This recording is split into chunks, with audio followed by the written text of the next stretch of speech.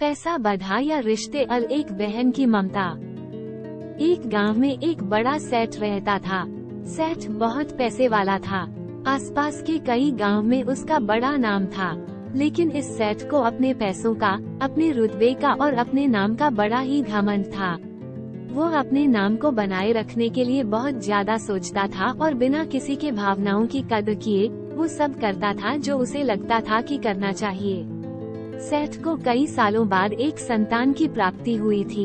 सेठ ने अपने इस खुशी को मनाने के लिए अपने घर पर एक बहुत बड़ा कार्यक्रम रखा, जिसमें उसने आसपास के गांव के सभी पैसे वाले लोगों को और सिर्फ ऐसे रिश्तेदारों को जो पैसे वाले थे बुलाया था। पास के ही गांव में सेठ की खुद की सगी बहन भी रहती थी। क्योंकि इन दिनों उसकी आर्थिक परिस्थिति कुछ अच्छी नहीं थी, इसलिए उसने अपनी बहन को तक इस कार्यक्रम के लिए नहीं बुलाया। सेठ ने जिस कार्यक्रम का आयोजन किया था वो इतना भव्य था और इसके अलावा उसमें इतने प्रसिद्ध और बड़े लोग आने वाले थे कि इस कार्यक्रम की बातें हर गांव में होने लगी। ये खबर उस सेठ की बहन तक भी पहुंच गई। बहन को ये जानकर बहुत ज्यादा खुशी हुई कि इतने सालों बाद उसके भाई को आखिरकार संतान सुख प्राप्त हो ही गया। बहन ने सोचा कि भाई गलती से उसे इस बारे में बताना भूल गया होगा और अपनों को भला कोई न्योता देता है। भोली बहन ने अपने भाई के यहाँ उस कार्यक्रम में जाने की तैयारियां शुरू कर दी।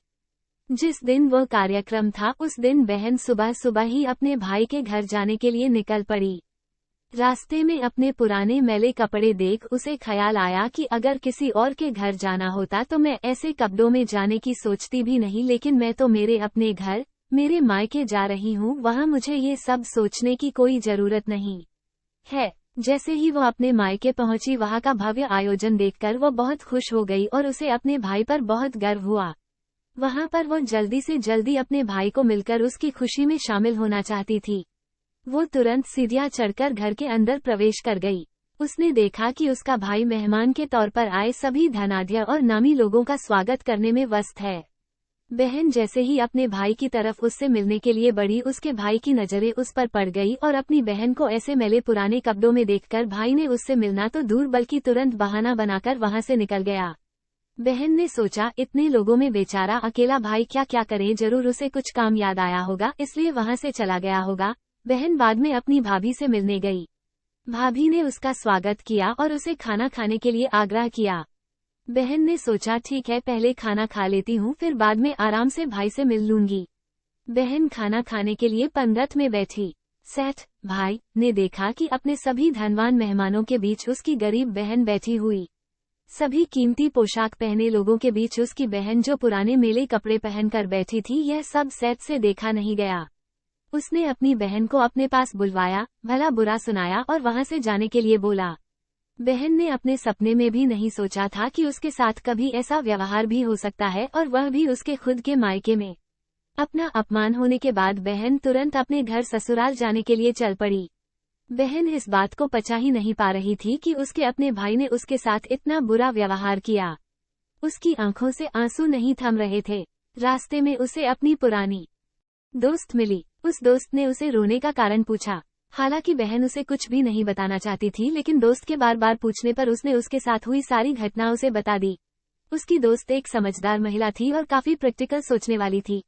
उसने कहा अगर तुम मेरी बात मानो तो एक दिन तुम्हारा भाई खुद तुम्हें अपने यहाँ बुलाएगा और तुमसे माफी मांगेगा। बहन ने उसे कहा कि मैं तुम्हारी हर बात मानूंगी, बताओ मुझे क्या करना होगा। दोस्त ने कहा कि तुम इस अपमान को, इस दुख को एक दिशा दे दो और कोई गृह उद्योग शुरू कर दो। उसमें इतनी मेहनत करो कि उस काम में तुमसे अच्छा कोई भी ना हो। बहन को अपने दोस्त की बात सही लगी। उसने घर पहुंचकर अपने आंसू पोंछकर उसी दिन से एक गृह उद्योग शुरू किया। उसने दिन रात मेहनत की, अपने साथ कई और गांव की महिलाओं को जोड़ा और देखते ही देखते उसका गृह उद्योग चल पड़ा। कुछ ही सालों में आसपास के 20 गांव में उसका नाम और रुतबा काफी बढ़ गया और अब वो पैसों के मामले में अपने भाई से भी ज्यादा बड़ी बन गई। भाई को भी जब ये पता चला कि उसकी बहन इतनी अमीर हो गई है तो उसने सोचा कि एक बार उससे मिलकर आया जाए। वो जब अपने बहन को उसके घर मिलने पहुंचा तो बहन ने उसका किसी राजा महाराजा की तरह स्वागत किया। उसकी पसंद का खाना खिलाया।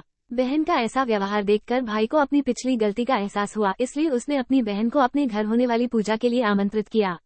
कुछ ही दिनों बाद बहन अपने भाई के यहाँ उस पूजा के लिए पहुंच गई। जैसे ही बहन अपने भाई के घर पहुंची, उसका भाई उसके स्वागत के लिए दरवाजे पर ही खड़ा था। बहन अपने महंगी गाड़ी में आई थी। उसने बहुत कीमती साड़ी और उससे भी ज्यादा कीमती गहने दागिने पहन रखे थे।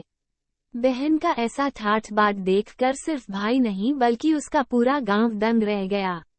भाई दौड़ कर आया और बहन की गाड़ी का दरवाजा खोलकर उसे बाहर आने के लिए कहा और बड़े प्यार से उसे पूजा का प्रसाद ग्रहण करने के लिए बुलाया।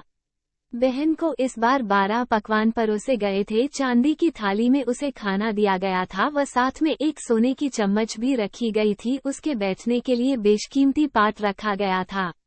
बहन को ये सब देखकर उसके वो पुराने दिन याद आ गए जब भाई ने उसे बिना खाना खिलाए ही भला बुरा कहकर वापस लौटा दिया था। बहन खाना खाने के लिए तो नहीं बैठी, लेकिन उसने अपने सारे कीमती दागिने और जेवर उतारकर उस थाली के सामने रख दिए और खाने में से कुछ निवाले उन दागिना पर रख दिए। बहन का ऐसा व्यवहार देखकर सभी हैरान थे। किसी को नहीं समझ में आ रहा था कि बहन ऐसा क्यों कर रही है, आखिर वो क्यों उन जेवरों को खाना खिला रही है। जब सभी ने उससे पूछा कि वो क्यों ऐसा कर रही है, तब बहन ने सबके सामने बताया कि आज जो उसका इतना मान सम्मान हो रहा है वह दरअसल उसका नहीं, उसके इन्हीं कीमती दागिनों और कपड़ों का हो रहा है। क्योंकि मैं तो अभी भी वही पुरानी सेठ की बहन ही हूँ। अगर कुछ बदला है तो वो मेरी परिस्थिति है, मेरे कपड़े और गहने हैं। भाई ने अपनी गलती का एहसास होने पर इस बार अपनी बहन के पैर पकड़कर माफी मांगी।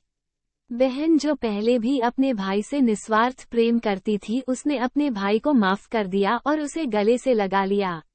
दोस्तों, पैसे सिर्फ हमारे जीवन को सरल बनाने के लिए है, जबकि रिश्ते जीवन में मिले किसी वरदान की तरह है अगर उन्हें सच्चे मन से और निस्वार्थ भाव से निभाया जाए। पैसे खर्च हो जाए तो आप बाद में भी कमा सकते हैं, मगर रिश्ते खर्च